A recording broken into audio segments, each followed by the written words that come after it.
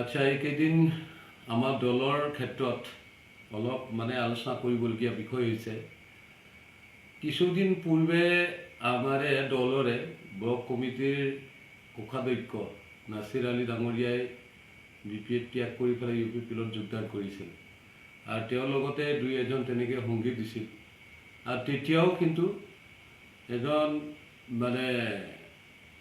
কি ক'ম, নিজৰ স্বাৰ্থৰ পূৰণ কৰাৰ কাৰণে স্বাৰ্থ লৈ পেলাই কাম কৰা ব্যক্তি। এটা সময়ত BPF আছিল, এটা সময়ত BPF এৰি দি পেলাই UPPলত জইন কৰা মানুহ আকৌ পুনৰ UPPL দলত জইন কৰিছে। ঠিক তেনেকৈ আকৌ পুনৰ যোৱাকালি 5-6জনমান ব্যক্তিয়ে BPFক এৰি UPPলত যোগদান কৰিছে বুলি প্ৰমোদ বড়োৰ লগত বহুখিনি ফটো ভাইৰেল কৰিছে। ঠিকেই আছে, তেওঁলোকে যদি BPF ত্যাগ কৰিছে, আমাৰ ক'বলগীয়া কি থাকিব? তাত একো নাই। তাতে এজন প্ৰাক্তন VCDC চেয়াৰমেন কমলাকান্ত বড়ো ডাঙৰীয়াও আছিল আৰু লগতে কোনোবা দুই এজন তেনেকৈ সদস্যহে আছিল। কোনোবা মাইনৰিটি চেলত আছে বুলি কৈছে। মই আজিৰ তাৰিখলৈকে ভালদৰে চিনি নাপাওঁ তেওঁলোকক। বিগত সময়ততো মই একো দেখাই পোৱা নাই তেওঁলোকে যে BPF দলৰ লগত সভা সমিতিবিলাকত সহযোগ কৰা মই দেখাই পোৱা নাই। যিকেইটা তাত যোৱাকালি গৈছে, তাৰ কাৰণে আমাৰ দলৰ ক্ষেত্ৰত একো ক্ষতি নহ'ব বুলি মোৰ অনুভৱ হৈ আছে। কমলাকান্ত বড়ো ডাঙৰীয়াই তেনেকৈ কৰিব নালাগিছিল। তেওঁক এটা মৰ্যাদা দিয়া হৈছিল। এটা সময়ত BPFে চৰকাৰ চলাই থকা সময়ত VCDC চেয়াৰমেন তেওঁক লাগে বুলি কৈছিল, তেওঁক দিছিল, তেওঁ কামো কৰিছিল। কিন্তু তেওঁ যদি ইমানেই ভাল কাম কৰিছিল বা BPFক ভাল পাইছিল প্ৰকৃত অৰ্থত, তো BPFত প্ৰায় দূৰত বা বেলেগত যোৱাৰ কোনো অৰ্থই নাছিল। তো আমি বুজি পাইছোঁ এতিয়া, যেতিয়া BPFে পাৱাৰত আছিল, আসনত আছিলে, তেওঁ চেয়াৰমেন আছিল, কিবা কিবি সুযোগ সুবিধাবিলাকো পাই আছিল, তেতিয়া ভাল আছিল। এতিয়া একো নাই, একো টকা পইচা নাই, একো সুবিধা নাই।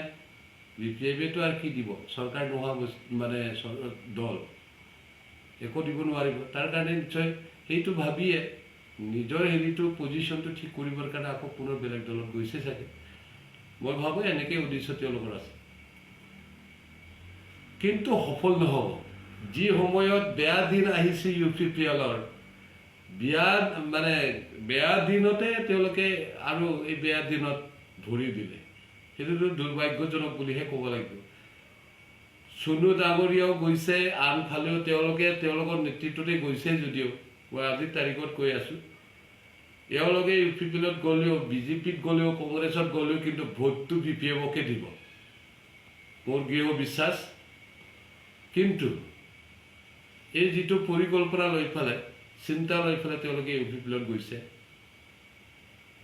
বিক্ষণ বিফলতা লাভ কৰিব তেওঁলোকে, একো লাভ নহ'ব তাত। গতিকে আমাৰ দলৰ ক্ষেত্ৰত যিসকলে শুভাকাংক্ষী আছে, দলৰ ছিনিয়ৰ আছে, কাৰ্যকৰ্তা আছে, শুভাকাংক্ষী ৰাইজ আছে, তেওঁলোকে নিশ্চয় বিবেচনা কৰিব অনাগত দিনত কিহৰ কাৰণে BPF দলে আকৌ পুনৰ শাসনলৈ আহিব লাগে, হাগ্ৰামাই কিহৰ কাৰণে আহিব লাগে, ইয়াৰ কাৰণে মজুত চিন্তা কৰি পেলাই থৈছে। বিগত নিৰ্বাচনৰ ৰিজাল্ট বা ফলাফলে আমাক দেখুৱাইছে, ইমান ইয়াতে দপদপনি BJPৰ আছে। অসমৰ অধ্যক্ষ ডাঙৰীয়াও আছে, BTCৰ EM ডাঙৰীয়াও আছে, তাত সৈতেও তেওঁলোকে ভোটটো আমাতকৈ অধিক পাব লাগিছিল, কিন্তু তেওঁলোকে পাবৰ কাৰণে সক্ষম নহ'ল। ইয়াতে ইংগিত এটা দিছে, অনাগত দিনত যে UPPL বা BJPও বিফলতা লাভ কৰিব তেওঁলোকে, আৰু তেওঁলোকৰ সময়খিনি খুব বেয়াই আহি আছে। এই বস্তুটো লাহে লাহেকৈ এতিয়া ফুটিবলৈ গৈ আছে। সৰ্বভাৰতীয় যিটো দলবিলাকৰ পৰিক্ৰমা আজি যিটো দেখিছোঁ আমি, লাহে লাহেকৈ কংগ্ৰেছ দলে উত্থান হৈ আহি আছে। 3 মাহৰ ভিতৰতো আমাৰ অসমত ধুমুহাৰ সৃষ্টি হ'ব, গোটেই BTCটো ধুমুহাৰ সৃষ্টি হ'ব। আৰু তাত প্ৰায় কি চিন্তা কৰিবলগীয়া দৰকাৰ আছে। আহি থকা দিনত আমাৰ কাৰণে ভাল হ'ব। যিসকলে আৰু চিন্তা কৰিছে যাবৰ কাৰণে বেলেগ দলত, আমাৰ BPF দলৰ প্ৰায় কাৰ্যকৰ্তা বা কোনোবা বিষয়ববীয়া, কোনোবা যদি সদস্যাই কিবা চিন্তা কৰিছে, মই বিনম্ৰ অনুৰোধ কৰিম তেওঁলোকে এইবিলাকক নকৰিব। কাৰণ আপোনাৰ নিজৰ কাৰণে ভাল দিন আহি আছে। বেয়া দিন অলৰেডি মানে যাবলৈ ধৰি আছে। সেইটো সময়ত যদি আৰু আপোনালোকে এনেকৈ কৰে নিজৰ কাৰণে ভুল কৰা হ'ব। গতিকে আশা কৰিছোঁ আৰু যোনে তেনেকৈ কোনোবা ব্যক্তিয়ে আকৌ বেলেগ দলত নাযায়। ধন্যবাদ।